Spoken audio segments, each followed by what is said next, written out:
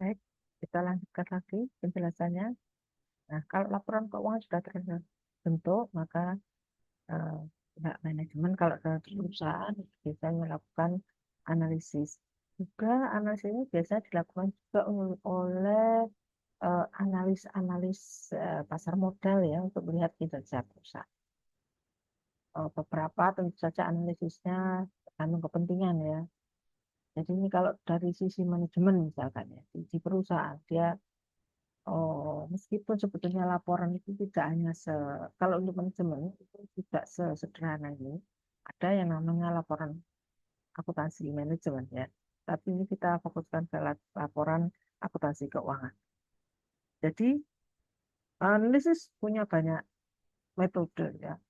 Salah satunya adalah ini secara time series. Kalau time series itu kan berarti antar waktu ya. Jadi makanya laporan keuangan itu biasanya tidak ditampilkan hanya 1 tahun, tapi bisa 2 tahun atau 3 tahun untuk membandingkan apakah ada eh, perkembangan atau perubahan yang positif untuk masing-masing pos begitu ya. Misalkan di sisi balance sheet, di sisi laporan posisi keuangan, apakah ada peningkatan investasi gitu ya, dan kemudian bagaimana sumber dananya. Ini secara umum dulu. Itu kemudian nanti akan dilihat bertahap ya, banyak hal yang bisa dilihat apakah bagaimana terhadap likuiditasnya gitu ya, dampaknya. Karena misalkan perusahaan asetnya meningkat. Meningkatnya dari mana? Oh, dari misalkan dananya itu ternyata dari utang, gitu kan ya. Misalkan meningkatkan aset di si non lancar, beli gedung misalkan. Ternyata dari utang. Akhirnya apa? Oh, berarti akan kebebanan utang. Solvabilitas itu adalah kemampuan perusahaan untuk menanggung utang. Atau dari sisi likuiditas, kalau misalkan ternyata pembeliannya banyak menggunakan apa namanya dana-dana jangka pendek misalkan. Kalau itu juga sangat mungkin akan membebani kalau tidak dilakukan dengan hati-hati. Kemudian bisa juga dilanjutkan dengan melihat laporan laba ruginya. Jadi, eh, kalau dari sisi perusahaan itu adalah melihat dari efisiensi, efektivitas operasional perusahaan. Mungkin kalau dari pandangan lain di pasar modal, orang juga melihat laporan laba rugi. Biasanya investor tuh melihat pertama yang dilihat adalah apakah perusahaan ini laba atau tidak. Informasinya sama, sumber informasinya sama, tapi kepentingannya akan beda. Oke, sekali lagi kita dari sisi perusahaannya. Oke, nah, nah, jadi ketika dia laporan laba rugi itu eh, sebetulnya melihat apakah kegiatan operasional ya operasional itu kan dari investasi-investasi itu kemudian bisa menghasilkan laba ya, dan kemudian bagaimana efisiensi produksinya akan ada analisis detail ya detail, tapi ini secara umum saja. Kemudian juga ada laporan perubahan ekuitas ya. Jadi kalau misalkan dalam satu periode tertentu itu eh, di laporan akan tampak bahwa bagaimana kekayaan perusahaan, kekayaan pemegang saham itu berkembang atau tidak. Dasarnya kalau laba itu laba rugi, jadi dari laporan laba rugi akan tampak laba.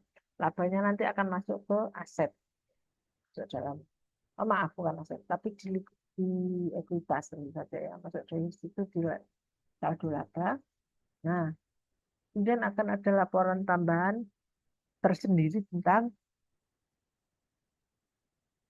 maaf, tentang apakah ada perubahan aktivitas selama periode berjalan. Tuh.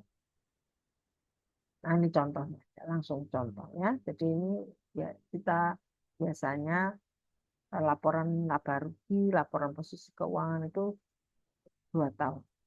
Bahkan biasanya tahun yang terbaru ada di sebelah sini, tapi nggak apa-apa. Ini tahun yang terbaru di sebelah tengah ini.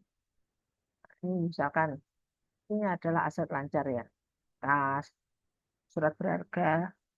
Surat berharga itu maksudnya adalah dana lebih perusahaan yang diinvestasikan dalam surat-surat berharga yang jangka pendek yang bisa segera dicairkan. Dan ada piutang, persediaan. Ya. Ini contoh sederhana. Dan itu total aset lancar. Kemudian aset tetap atau non lancar itu gedung dan sebagainya ya, gedung, tanah kalau ada, kemudian dikurangi maaf, apa namanya, dikurangi depresiasi. Nah, di total sih. Nah, bagi analis itu yang pertama biasanya dilakukan adalah melihat perubahan dari yang tahun ini, tahun 2001 ke 2020 gitu ya. Bentar, ini kayaknya terbalik. Kan ini ke sini ya, jadi turun ini. 2020 ini yang terbaru di sini ya. Nah, ini turun ya.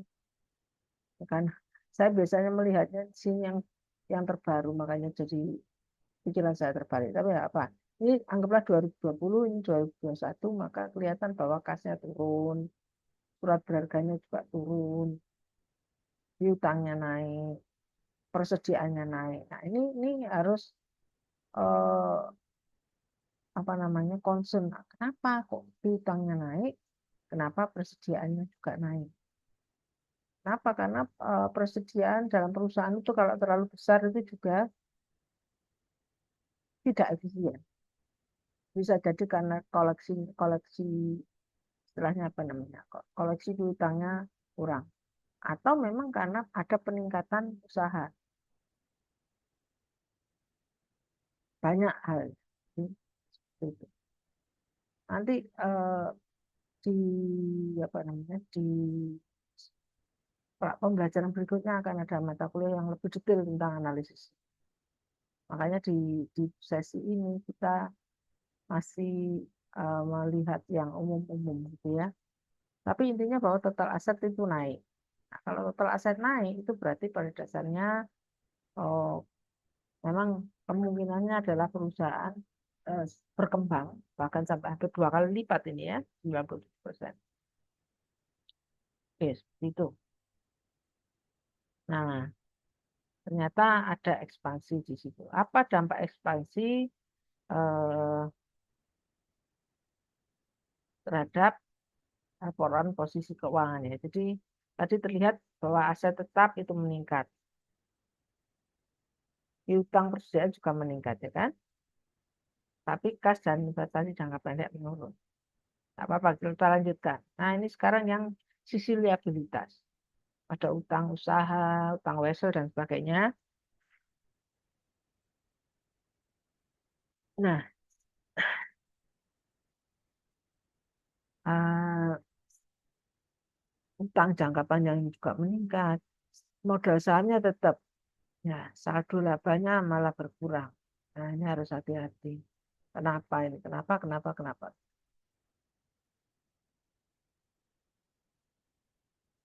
Nah, ini dampak ekspansi pada liabilitas.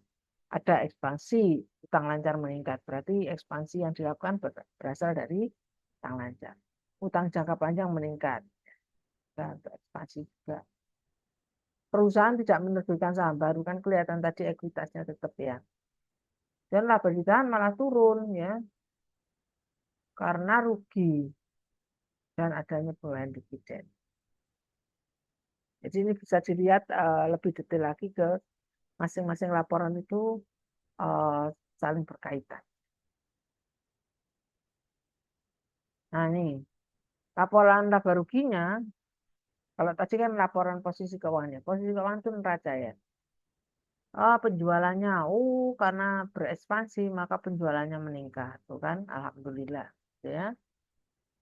Beban pokok penjualan atau HPP itu juga tentu saja meningkat. Nah, ini tampak ya saudara-saudara bahwa penjualan naik 70%, kok HPP-nya naik 74. Nah, ini berarti mungkin kemungkinan ini masih mungkin ya. Ada ketidakefisienan kan? Apa namanya? Penjualan naik 70 kok biayanya 74. Nah, gitu kan? Laba memang naik karena ekspansi. Ya mestinya kan kalau penjualan naik 70, laba ya harus mestinya naik 70 gitu ya. Tapi jangan lupa kita sebagai manajemen itu jangan istilahnya tidak saklek dengan angka. Bisa jadi karena ini ekspansi baru. Kenapa? Berarti apa? Masih butuh effort untuk membuat penjualan itu naik. Misalkan tambah iklannya lebih banyak dan sebagainya. Nah, dari sisi apa namanya marketing kelihatan bahwa biasanya di awal-awal kalau ada ekspansi itu biaya marketing juga tinggi. Nah, jadi itu perlu dilihat nanti eh, lebih dalam lagi mengapanya gitu ya. Seperti ini. Kemudian, nah laba usaha, oh jauh turunnya ya kan. Jadi kita sebagai manajemen itu jangan dikecohkan oleh laba bersih ya. Laba bersihnya juga turun. Gitu ya. Kadang-kadang ada yang laba bersihnya itu bagus, ternyata laba usahanya jelek. Ya. Apa bedanya laba usaha dengan laba bersih? Laba usaha itu betul-betul laba dari eh, usaha. Jadi misalkan perusahaan eh, mobil ya, dari penjualan mobil itu laba usaha. Tetapi biasanya akan ada eh, beban-beban keuangan dan kemudian juga beban lain-lain ya atau beban pendapatan lain-lain itu di bawah biasanya di sini di sekitar sini ini kan karena teori jadi nggak kelihatan tapi kalau di praktek itu kelihatan banget kadang-kadang ada perusahaan itu ngakak bukan ngakali istilahnya itu istilahnya ya nanti ada semacam window dressing supaya tampak laba bersih itu naik bisa jadi dia misalkan jualan aset dan sebagainya sehingga tampak ada pendapatan lain-lain. Nah, pendapatan lain-lain itu kan tidak selalu tiap hari ada karena memang pendapatan operasionalnya adalah dari penjualan produknya kan gitu ya. Nah, ini yang besar adalah akhirnya beban keuangan. Beban keuangan itu beban utang ya, karena tadi kan ada tambahan di liabilitas itu dari utang. Jadi penjualan ini atau peningkatan penjualan, peningkatan ekspansi itu didanai dari utang. Sehingga eh, labanya jadi berkurang, bahkan rugi ya. Nah, ini semua rugi.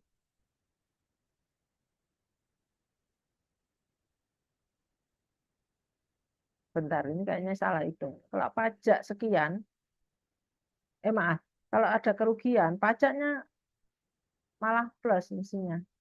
Ini mungkin nanti harus diperbenahi. Ya. Karena ada semacam penghematan pajak. Artinya kita nggak bayar pajak kalau kita rugi ya. Tapi intinya ini, angka-angka ini yang perlu dicermati adalah bahwa kelihatan ada peningkatan penjualan, tapi ternyata itu tidak membuat peningkatan laba. Ya, kadang-kadang unik ya. Eh, ini kemungkinan adalah karena ya pertama adalah kesalahan ini, kesalahan beban keuangan ini. Atau mungkin karena ya kondisi tidak bagus. Jadi kalau rugi itu boleh ya. Namanya usaha kadang-kadang rugi, kadang-kadang untung. Tapi kalau rugi terus-menerus, nah itu namanya menuju kebangkrutan ya. Jangan ya. Siapa tahu mungkin hanya salah ambil keputusan di satu waktu tertentu atau upaya ekspansi itu masih belum optimal gitu ya sehingga biasanya membebani di awal-awal tahun-tahun ekspansi. Oke, sementara itu dulu saya potong videonya.